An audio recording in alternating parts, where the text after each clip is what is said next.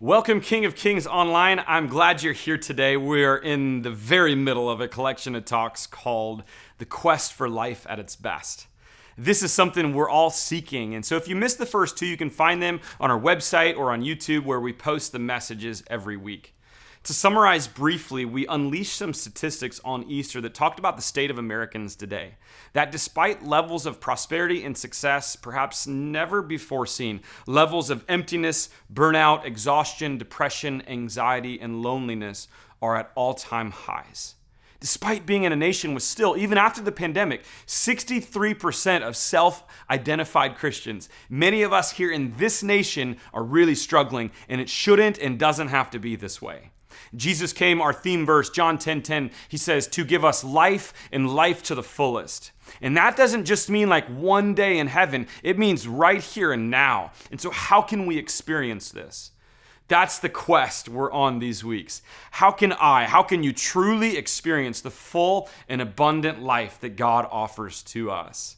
We're using this acronym, IPATH, to work our way through this series. And today, we're in that middle word, action.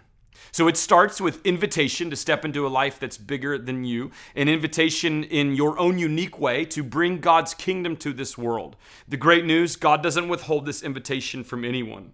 But until you are living for Jesus, bigger than yourself, your life won't make sense. And so will you allow God to take over your life and truly follow after him? Then we talked about how after being invited into this life, most people don't experience like dramatic change overnight, that instead much of life is preparation. And so as we prepare, we write down and make known what our unique mission is in this world. And then until we see God's vision come to pass, like we wait for it. And while we wait, we prepare, we get ready. But today I want to talk about taking action. Some would say, but Zach, the Christian faith is not about our action. And I get what you're saying. You're saying our salvation is not about our action. Completely agree. But this series is not a salvation series. This is a sanctification, how now do I live in light of God's grace series. This is a discipleship series, trying to help people see that, yeah, you've got heaven and you'll experience it that one day and be with God eternally. But today, right now, you can experience a full and abundant life by following him as a disciple. And so salvation is not about our action, but discipleship is very much about partnering with God, our action. I like how Dallas Willard says it. He says, grace is not opposed to effort. It's opposed to earning. Earning is an attitude. Effort is an action. And there comes a time to put your beliefs to the test. And the test, put simply, is, will you act as if what you are believing is true?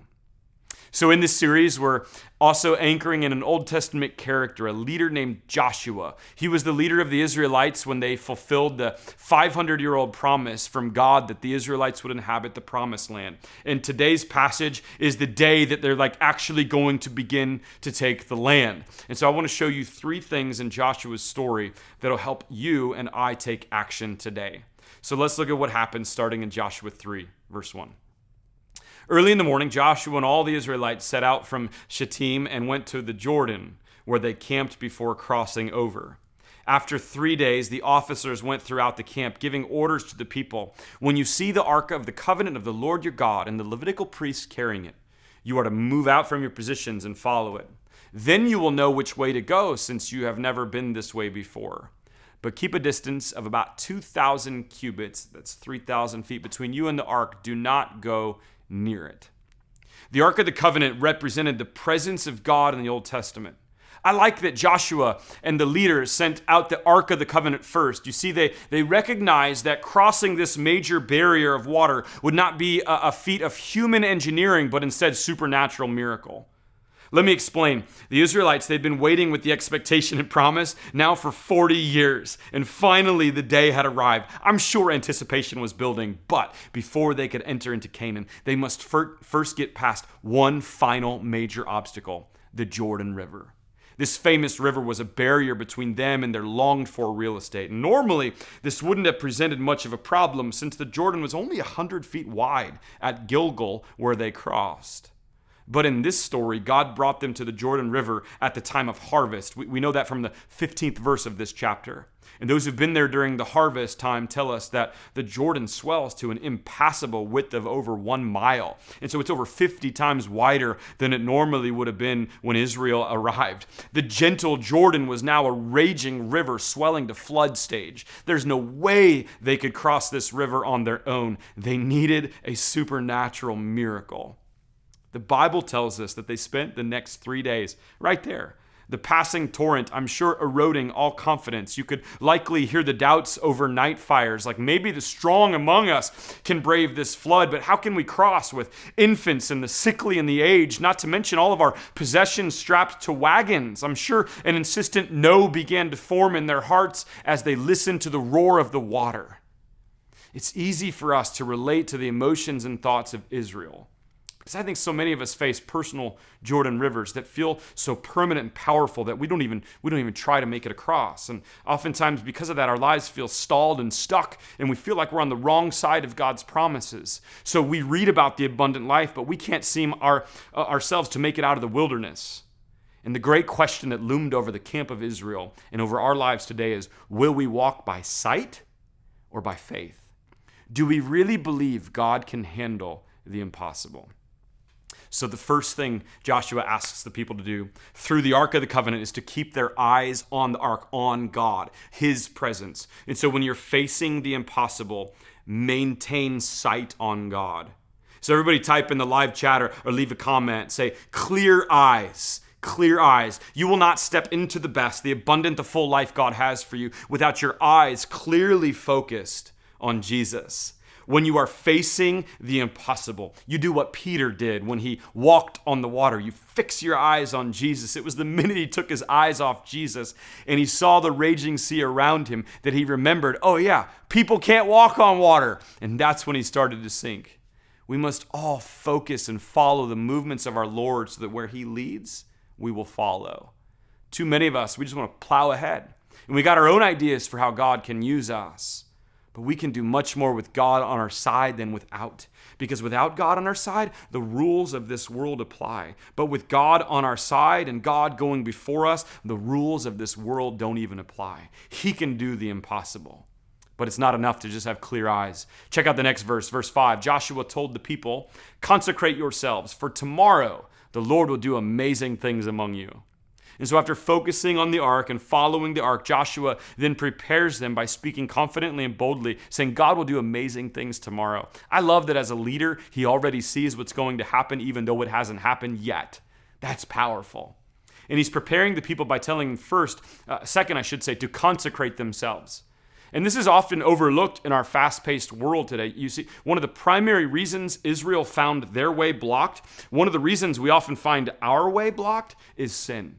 To put it in this series terms, the reason we don't experience the abundant and full life at its best, is not because God is withholding it from us. Rather, it's because we continue to get in the way of it.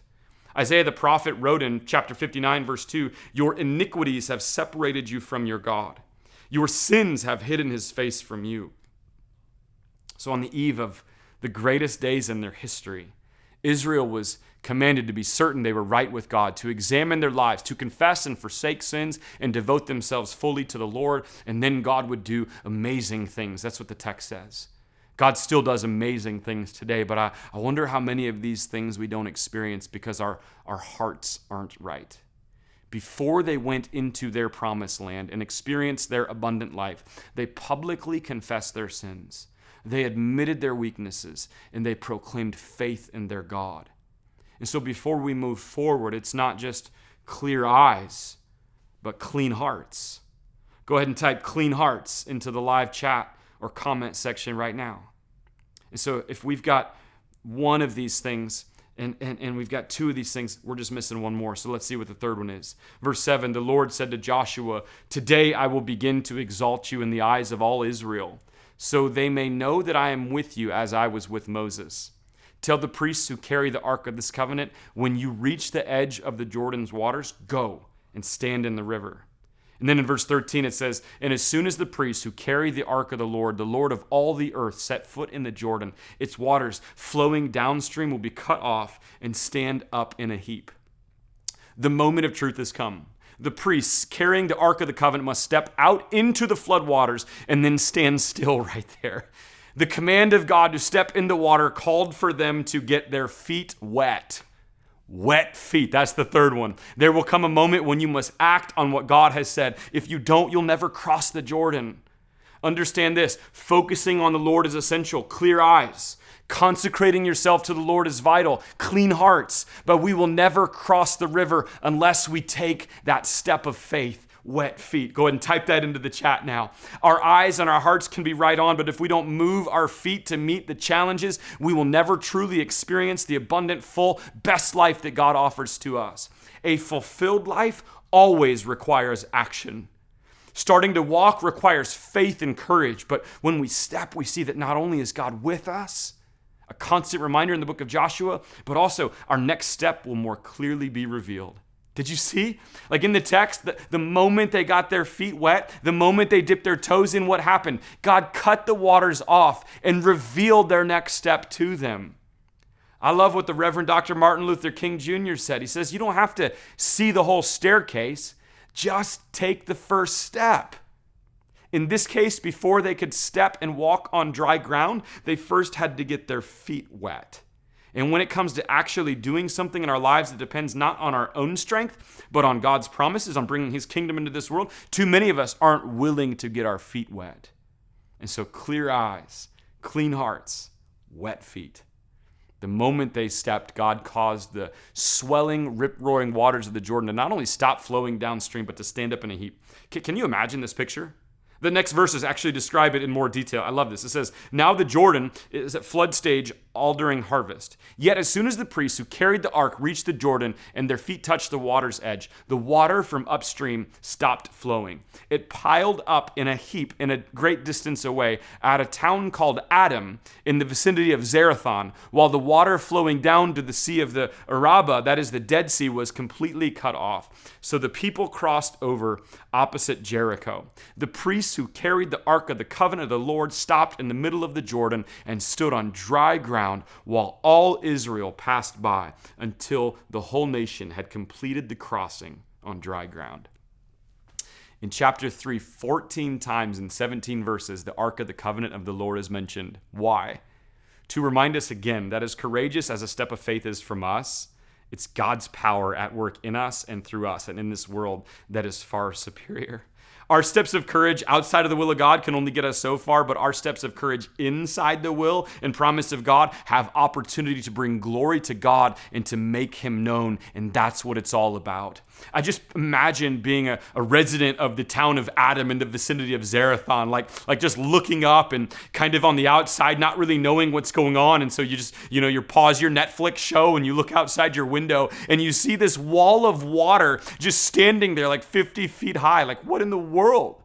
Other verses, by the way, in the book of Joshua talk about how those that were previously inhabiting the promised land, they'd heard about the God of Israel and their hearts were melting in fear because of what they had heard. Now they're seeing this God move creation to be exactly what he wants it to be. Like, that's crazy, but this is what's possible when we take steps of faith towards God's promises. When we bring his kingdom into this world in our own unique ways, we allow the world to behold, to see the power of God. We become his witnesses and we showcase his glory to others, and we give those outside the faith an opportunity to have clear eyes on Jesus. And so what is God inviting you to do? Take action. Studies have shown that 98% of people die with unfulfilled dreams. And the most common regret that those who are dying have is not something they had done, but something they didn't do. And I wonder how many plans, ideas, and dreams never come to fruition because there was no action. If God has invited you into a vision, and he has, if you have prepared for it, and if today is the day that God says go, then by all means go. He's got you. And even if you fail, guess what? That's the great news about following after God. His grace picks us right back up. His grace is sufficient for our weakness, and sometimes he even works through our weaknesses. We don't have to be perfect. We simply have to be obedient. And remember that obedience is our responsibility and outcome is God's responsibility. So go now and get your feet wet. In the first week, I challenged you with homework. This question: will you receive the invitation God has for your life to follow Him? Will you submit to Him? In the second week, I challenged you to write down your own personal mission statement. How has God uniquely wired you to bring about His kingdom in this world? I know you may be not fully satisfied with that statement yet. That's okay, we're all a work in progress. But today, your homework, my challenge for you, is to get your feet wet. Take your personal mission statement from last week and do something this week to get your feet wet. Hey, we'd love to hear what's going on in your story. Feel free to let us know what you're doing, how we can pray for you in the comment or chat or email us. We will continue our quest next week. I'm excited because I'm preaching on one of my favorite texts. And so, hey, invite a friend to join you because, again, quests are more fun when we do it with those that we love. We'll see you back next week.